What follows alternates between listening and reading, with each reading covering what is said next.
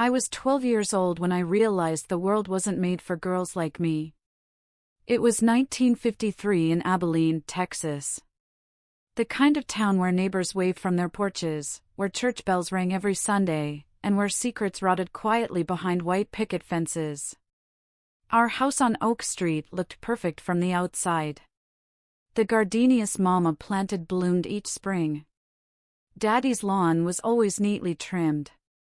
Billy, my older brother, played football for Abilene High and had the kind of smile that made old ladies at church slip him extra slices of pie. But inside, we lived in shadows. I remember that night like it seared into my skin. The cicadas hummed outside my window. The air felt thick, heavy, like it knew what was about to happen. I heard the soft creak of my bedroom door opening, and my body went still. It was Billy.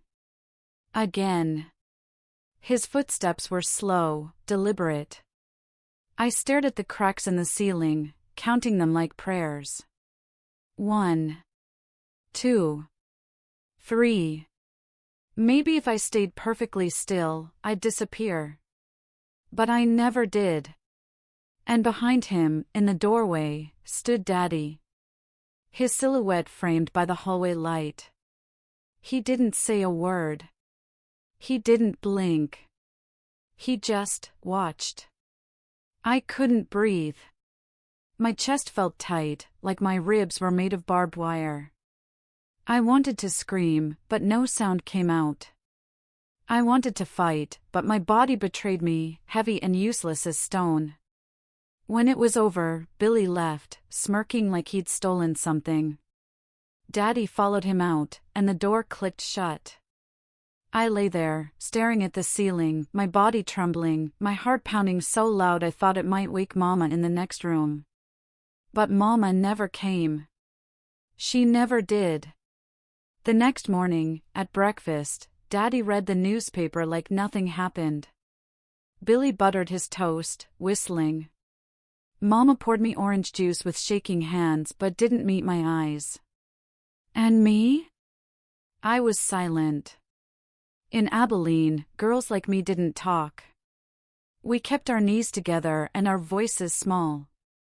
We smiled at church and prayed harder at night.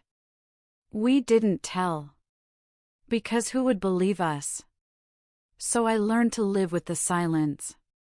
To wear it like a second skin. But inside, I was screaming. At school, I plastered on a smile so bright it hurt.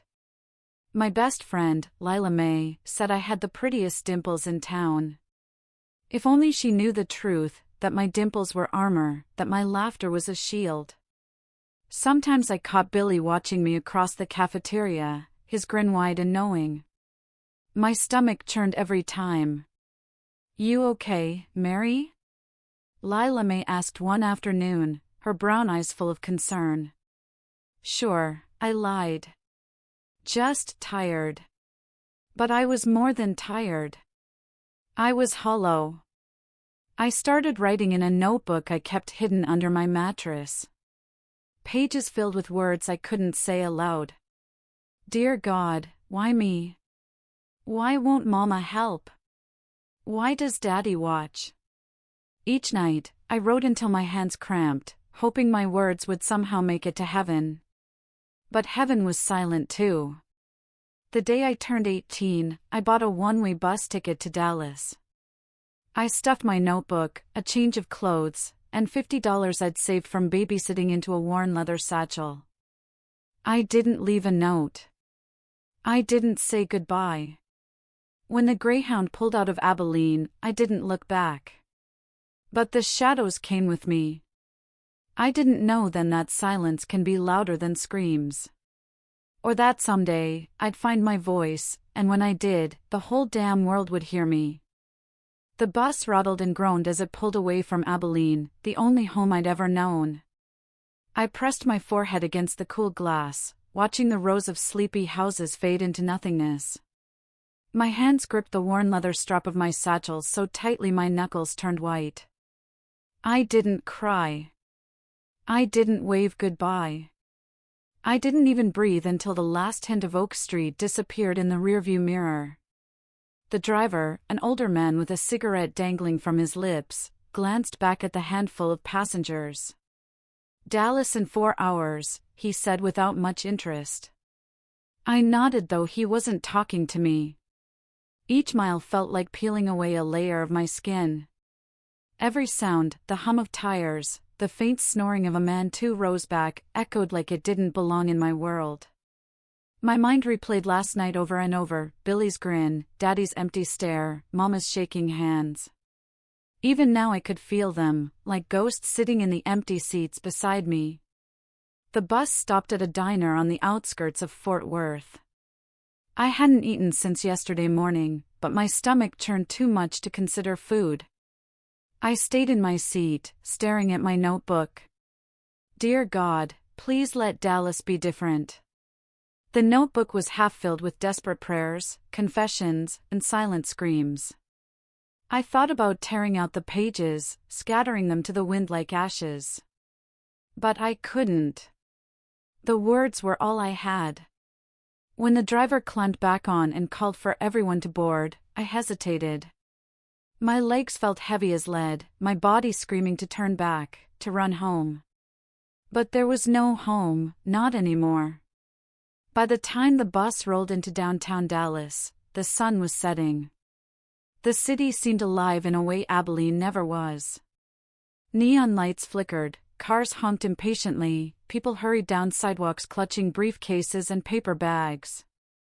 I stepped off the bus and tightened my grip on my satchel.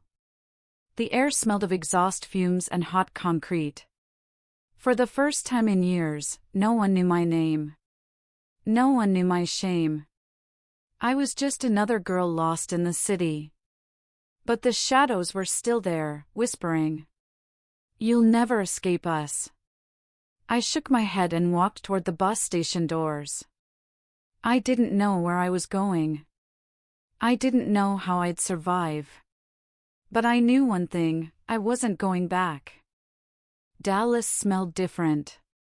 Abilene's air had the sweetness of mown grass and gardenias. Dallas was all asphalt, exhaust, and fried food.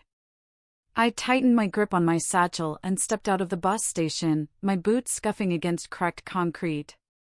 People rushed past me without a glance. Men in suits, women in bright dresses and high heels, kids tugging on their mothers' skirts. No one noticed me. That was comforting and terrifying all at once. I had $50 in my pocket and no idea where to sleep. I found a cheap motel on Elm Street. The neon sign flickered: rooms, $10 per night. The clerk didn't ask questions when I paid for 2 nights with crumpled bills. He didn't even look up from his magazine as he handed me the key. The room smelled of bleach and cigarette smoke. A single bed, a cracked mirror, and a rattling air conditioner. But it was mine. For the first time in years, a door closed behind me and stayed closed. I set down my satchel and stared at my reflection. My brown hair hung limp around my face, eyes hollow, lips cracked. I didn't recognize her. She looked like a girl who'd been running for a long time. That night, I slept in my clothes, clutching the notebook to my chest. Every creak of the building made my body tense. But no one came through the door. No one watched. When I finally drifted off, it was to dreams of wide-open highways and the smell of fresh rain. The next morning, I scoured downtown for work. The first 3 diners turned me away. "No experience," one said. "We're not hiring," another lied as they handed an application to a smiling blonde. At the 4th, Mabel's Diner, a tall woman in a starched uniform studied me over her glasses. "You work hard?" she asked. "Yes, ma'am," I said. "You know how to pour coffee, clean tables?" "Yes, ma'am." "You show up on time?" "Yes, ma'am." She nodded. "Aprons are in the back." "You start tomorrow." My knees nearly gave out. Thank you.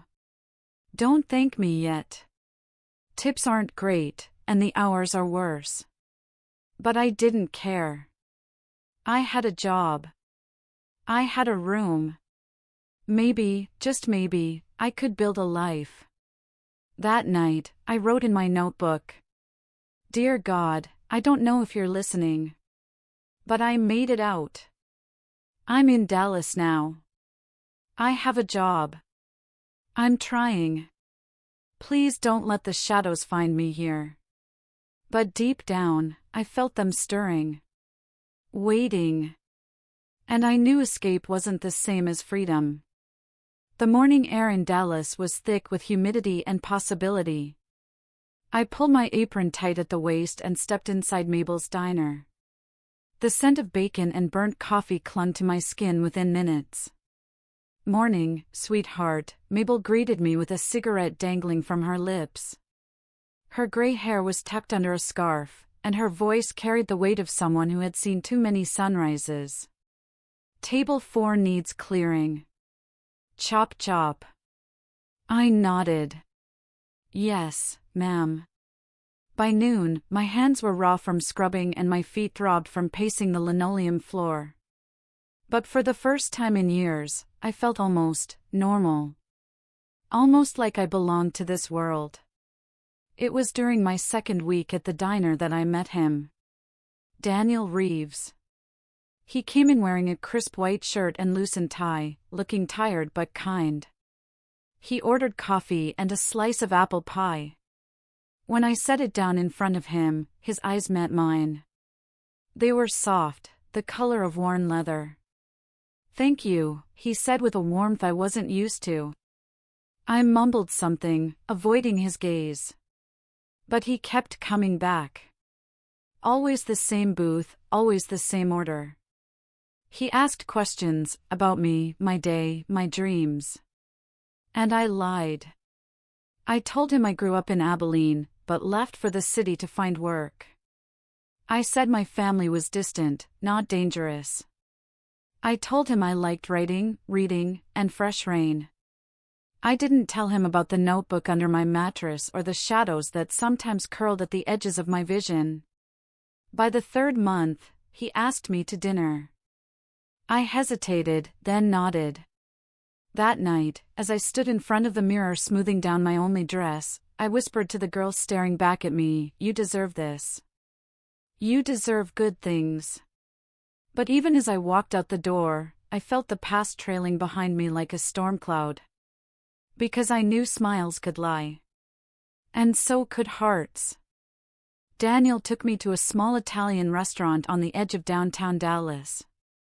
The candles flickered on the table, throwing soft light across his face. He asked about my favorite books, my dreams for the future. He listened like no one had ever listened to me before. I felt my walls start to crumble. For the first time in years, I laughed without forcing it. His hands were gentle when they reached for mine. His voice carried no weight of judgment, only curiosity. But even as I smiled, a voice whispered in the back of my mind, "Be careful. Don't trust too easily." Weeks turned into months. Daniel and I fell into a rhythm. He'd stop by the diner after work, bringing me wildflowers or a new book he thought I'd like. On my days off, we'd wander through Clyde Warren Park or share greasy cheeseburgers at roadside diners. He told me about his childhood in Austin, parents who loved him, a brother who taught him how to fish. I wanted to tell him about Abilene, about the gardenias and the cracked ceiling in my bedroom. About Billy. About Daddy. But every time the words rose in my throat, they turned to ash. So I kept smiling. Kept pretending. One rainy evening, Daniel invited me to his apartment. It was small but warm, filled with the scent of old books and cinnamon candles. "Stay," he said softly, "after dinner. You don't have to go back tonight."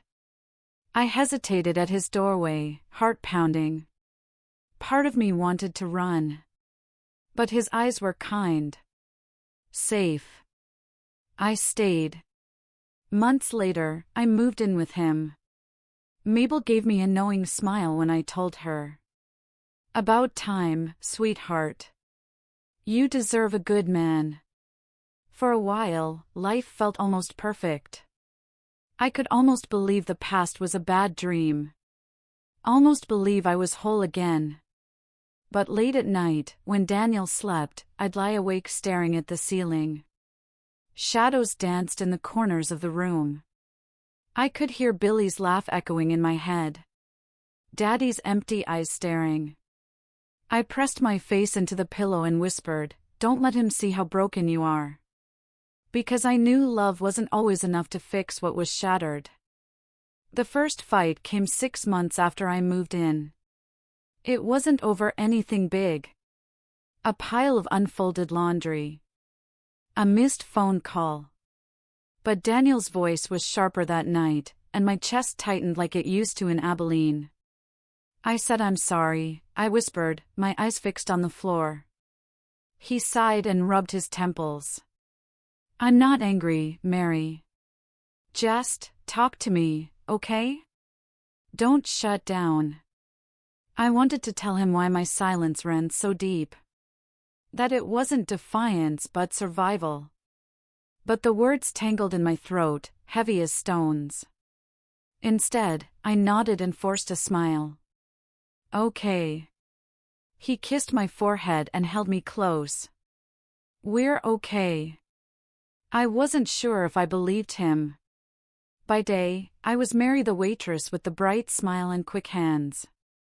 At night, I was Mary the survivor, staring into the dark corners of our apartment, waiting for ghosts to crawl out. Sometimes I'd wake gasping, heart racing, sweat soaking my nightshirt. Daniel would hold me, whispering, "It's just a dream. You're safe." But the dreams didn't feel like dreams. They felt like memories, sharp and unrelenting. Billy's laughter. Daddy's watchful eyes. Mama's silence. On a cool autumn afternoon, I found out I was pregnant. The test sat on the bathroom counter like a promise and a curse. My hands trembled as I touched my belly. A life growing inside me. A chance to start over.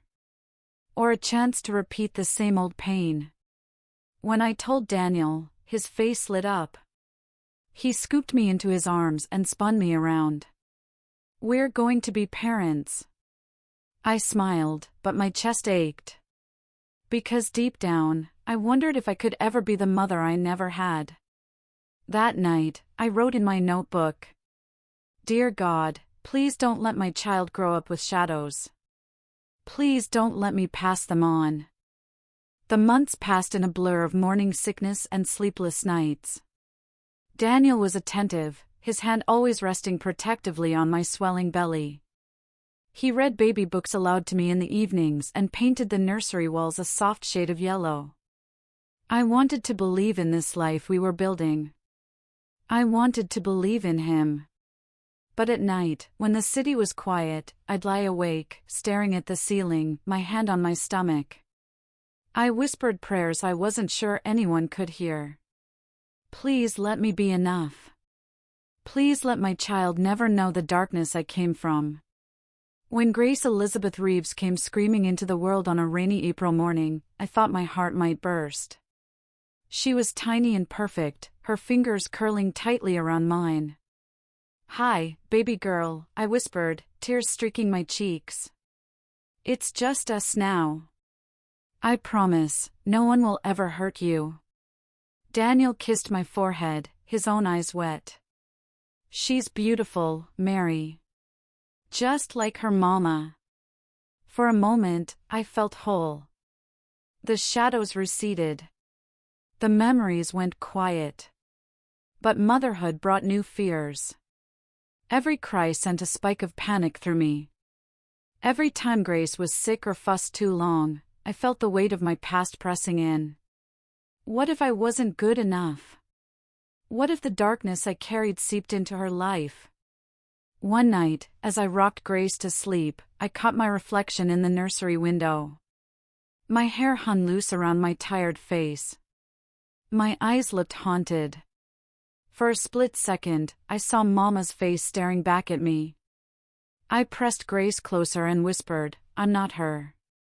I won't be her." But deep down, I wasn't sure. Daniel tried to reassure me. "You're doing great, Mary. She's lucky to have you." But some nights, when I felt too raw to speak, I'd pick up my notebook and write. Dear God, how do I stop history from repeating? The first year of Grace's life was both beautiful and brutal. I found myself watching her as she slept, marveling at the rise and fall of her tiny chest, the perfect curve of her lips. She was light in a life that had known too much darkness. But the exhaustion sank its claws into me. Sleepless nights blurred into weary days. Daniel tried to help, he really did, but I could feel the fault lines forming between us. He worked long hours at the firm, coming home too tired to notice the shadows gathering in my eyes. One evening, Grace wouldn't stop crying. Hours passed. Her wails drilled into my skull like a hammer. I cradled her against my chest, pacing the floor in circles. "Shoo, baby. Mama's here. Please, baby girl," my voice cracked. Panic rose like bile. I felt it, the old fear, the old helplessness. It was as if Billy's grin and Daddy's empty stare were carved into the walls. When Daniel walked in, he froze at the sight of me sobbing, clutching Grace like a lifeline. "Mary," he began, stepping closer. "Don't," I snapped, louder than I meant to. Grace startled, her cries louder now. Guilt slammed into me. I'm sorry. I can't do this." He took Grace from my arms gently. "You're tired. It's okay. I'll take her." But I could see it in his eyes, the worry. The doubt. Maybe even fear. In the following months, I tried harder. Smiled bigger. Buried my panic deeper. Daniel proposed on Grace's first birthday, slipping a modest ring onto my finger as she giggled in her high chair. "Yes," I whispered. I wanted it to be true. That we were a family. That I was whole enough to deserve this. But late at night, I still wrote in my notebook. Dear God, why can't I stop hearing their voices? Why does their shadow still stretch over me, even here? The wedding was small, just a few friends, a justice of the peace, and Grace babbling in Daniel's arms. He looked at me with such love in his eyes, but I couldn't help wondering if he truly saw me. The real me. The broken me. We moved into a modest two-bedroom house in East Dallas. It had a peeling white fence and a creaky porch swing, but it felt like a fresh start. I painted Grace's new room pale blue and filled it with books and soft toys. I smiled when Daniel came home from work. I cooked dinners and laughed at his jokes. But at night, the old fears crawled back. The house creaked in ways that reminded me of Oak Street. Sometimes I'd wake from dreams of Billy's hands and Daddy's stare, my heart pounding like a trapped bird. I'd lie there, afraid to move, afraid the past had followed me to this new home. Daniel noticed. You're restless lately, he said one evening as we lay in bed. Want to talk about it? I wanted to. God, I wanted to tell him everything. But the words felt like knives in my throat. I shook my head and murmured, I'm fine. He kissed my temple and whispered, You don't always have to be strong, Mary. But I did. Because I couldn't let him see the cracks. Not all of them. One afternoon, while Grace napped, I found myself standing in front of the hallway closet, staring at a box Daniel had labeled keepsakes. Inside were photo albums, his childhood baseball mitt, and a small stack of family letters. On top was a picture of his family in Austin, his parents smiling with their arms around Daniel and his brother. I felt a pang deep in my chest. He had known love. Real love. I shut the box quickly and backed away. My hands trembled as I reached for my notebook. Dear God, how do you let someone love you when you're still learning to love yourself? The sound of laughter drifted from the living room, Daniel playing peekaboo with Grace while I stirred a pot of soup in the kitchen. I tried to hold on to that sound, let it fill the cracks inside me. But no matter how hard I gripped the edges of my new life, the past kept clawing at the door. That night, after Grace fell asleep and Daniel collapsed onto the couch with the newspaper, I found myself standing at the bathroom mirror, staring at my reflection. I traced the lines under my eyes, the faint scar on my temple from when Billy shoved me into the dresser at 14. Even after all these years, the memories lingered like fingerprints on glass. I heard footsteps behind me. Daniel's arms slipped around my waist, his chin resting on my shoulder. "You okay?" he murmured, his breath warm against my neck. I nodded too quickly. "Just tired." His eyes searched mine in the mirror. "You've been saying that a lot lately." I forced a smile. Motherhood. But it wasn't just motherhood. It was the heavy, suffocating weight of unspoken truth. Weeks later, Daniel's promotion at work meant longer hours. I didn't blame him, but the loneliness crept in like a slow, rising tide. With Grace down for a nap, the house was too quiet. Too still. That's when I started hearing them again. Daddy's boots crossing the porch. Billy's laughter echoing down the hallway. I pressed my palms to my ears, whispering, "Not here. Not now." But the past didn't listen. That evening, as Daniel walked through the door, I greeted him with a too bright smile and dinner already on the table. He didn't seem to notice my shaking hands as he kissed my cheek. "You're amazing, you know that?" he said. I didn't feel amazing. I felt like I was standing on thin ice, every step threatening to crack open the surface. After he fell asleep on the couch, I opened my notebook and wrote, "Dear God, how do I tell him? How do I speak the words that feel like poison in my mouth?" The ice finally cracked on a Tuesday afternoon. Grace was in her high chair, smearing mashed peas across her tray, while I tried to fold laundry in the living room. My hands trembled so badly I could barely hold the shirts. When Daniel walked in early from work, his brow furrowed the moment he saw me. "Mary, what's wrong? You're pale." I opened my mouth, but no words came. It felt like my tongue was made of lead. "Talk to me," he pressed gently. "You're scaring me." "I'm fine," I whispered. But my voice was too soft. Too brittle. He stepped closer, cupping my face in his hands. "Mary, I know you're not. Please. I can't help if you don't let me in." I shook my head, tears stinging my eyes. "You wouldn't understand. Try me." But the words stayed locked behind my teeth. How could I tell him about Billy? About Daddy? About nights I couldn't breathe because their ghosts still sat on my chest? Daniel sighed and pulled me into his arms. "Whatever it is, we'll get through it. Together." I wanted to believe him. God, I wanted to believe. That night, I couldn't sleep. I watched the rise and fall of Daniel's chest, the soft curls of Grace's hair in her crib. I felt like an imposter in my own life, living someone else's happy ending. The memories were louder now. Daddy's boots. Billy's grin. Mama's silence. I pressed my notebook against my chest and wrote by moonlight. "Dear God, I think the past is winning. I don't know how much longer I can keep it hidden." The following week, The tension between us thickened like a storm cloud refusing to break. Daniel came home later each night, his smile strained, his eyes darting over me as if searching for the woman he thought he married. I tried.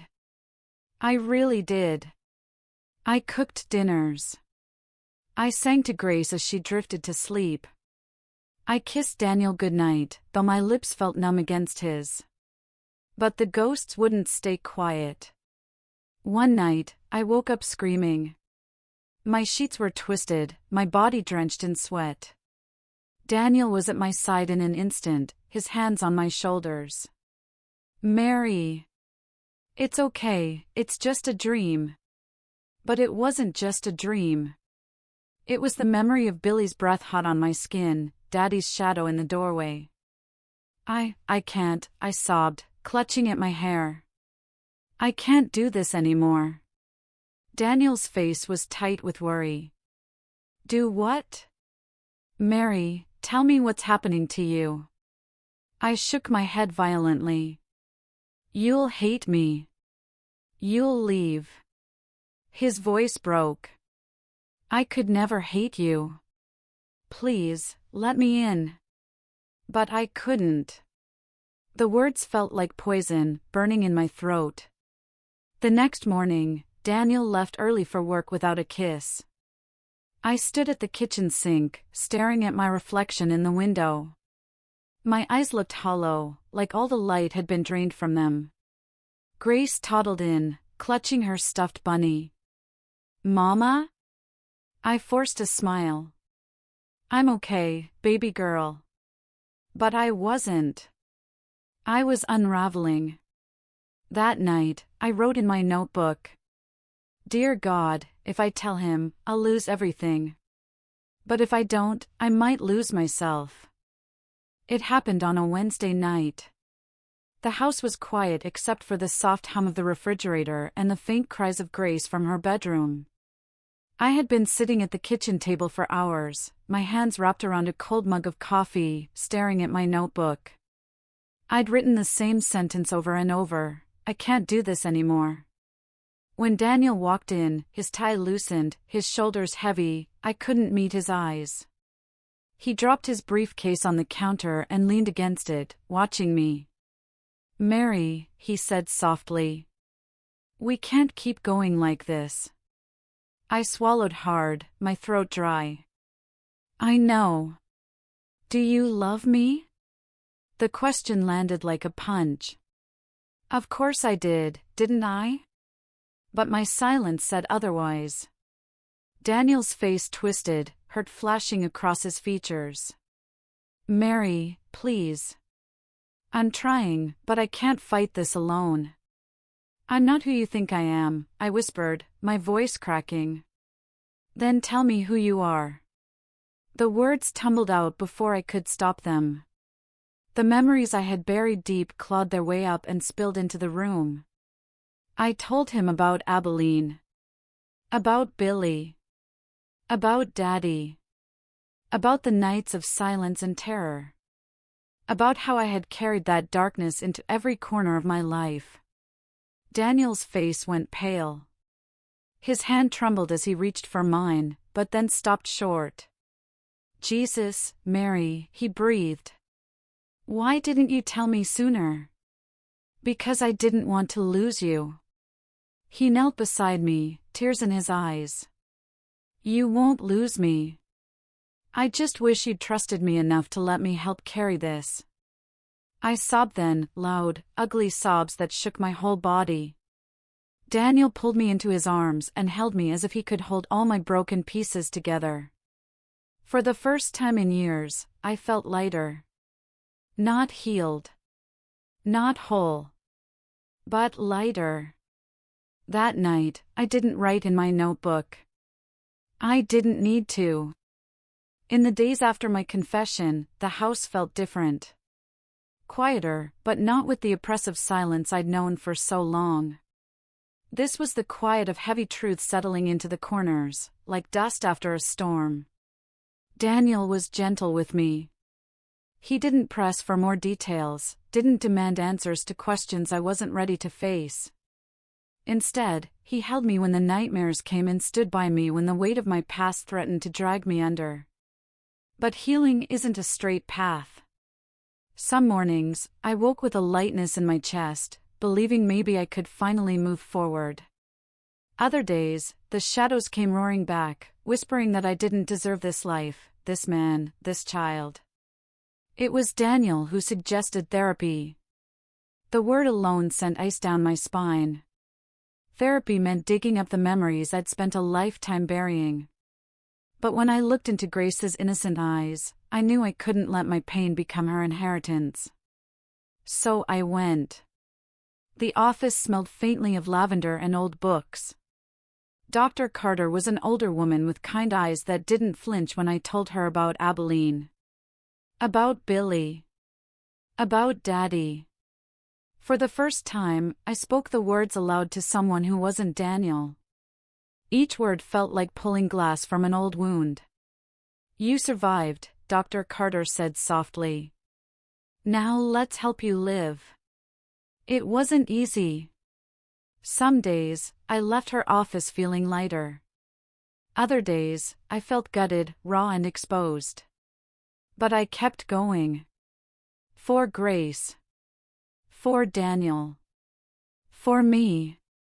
One evening, after a particularly hard session, I found Daniel waiting on the porch swing. Grace was asleep, her soft breaths drifting through the baby monitor. Daniel pulled me down beside him and wrapped his arm around my shoulders. "You're stronger than you know, Mary." I rested my head on his chest, feeling the steady beat of his heart. "Maybe," I whispered. "But I'm still learning how to believe it." The porch was quiet, the air warm and sweet with the scent of blooming jasmine. For the first time, I thought maybe, just maybe, I could build a future not defined by my past. Years passed like pages turning in a book I never thought I'd finish. Grace grew from a toddling girl into a bright-eyed teenager, her laughter ringing through the house like music. Daniel and I weathered storms, but our love became stronger, tempered by truth. Therapy taught me to speak. To cry. To forgive, not them, but myself. I stopped asking why and started asking what now.